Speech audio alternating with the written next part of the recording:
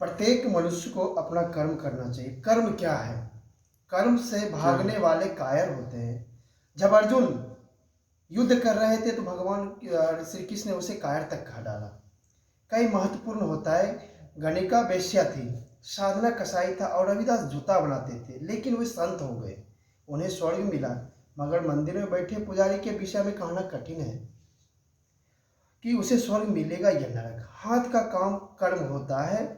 इसी हाथ से किसी पीड़ित की सेवा कर सकते हैं और इसी हाथ से किसी का गला भी दबा सकते हैं। सही बात। अपनी वाणी से किसी को शीतल बना सकते हैं तो किसी को दुखी बना सकते हैं।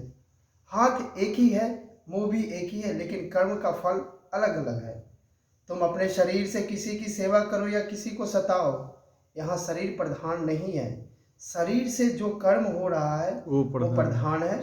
शरीर से जो मंदिर जाके भगवान की सेवा करो, संतों की चरण वंदना करो या कहीं गलत जगह पर जाकर विचार या दुष्प्रचार करो, यहाँ शरीर तो एक ही है, कर्म अलग अलग है। इस कर्म को कराने वाला मन सारा खेल खेल रहा है। इसलिए सदगुरु शंकराचार्य कहते हैं, तुम्हारा मन ही तुम्हारे बंधनों का कारण है।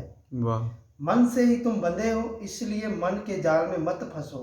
गीता में श्री कृष्ण ने अर्जुन से कहा कि मन बड़ा कुरफाती है। हे अर्जुन, इंद्रियों का राजा मान है। तुम्हारी 10 इंद्रियों का मालिक तुम्हारा एक मन है। मन का आदेश पाकर ही तुम्हारी इंद्रियां अपराध करती है। इसलिए मन की बात मत मानना। तुम मन की बातों को पहले अपने बुद्धि से पूछ लेना कि यह ठीक है नहीं। मन को बुद्धि से नियंत्रण करके कर्म करना, लेकिन बुद्धि पर कभी भरोसा मत करना, क्योंकि बुद्धि भी विद्वांस का मार्ग बताती है। इसलिए हे अर्जुन, बुद्धि को अपने विवेक से नियंत्रण करना, विवेक से जाकर पूछना, जो भी करोगे उसका फल शुभ होगा। अपने सभी कर्मों को परमात्मा को साक्षी मानकर करने वाले को पुण्य प्राप्त होता है। पीपल की पेड़ उखाड़ फेंकना अपराध है, किंतु जब वही पीपल तुम्हारे आंगन या मकान में उग जाए, खेत के बीच में उग जाए, तो उखाड़ फेंकना अपराध नहीं है।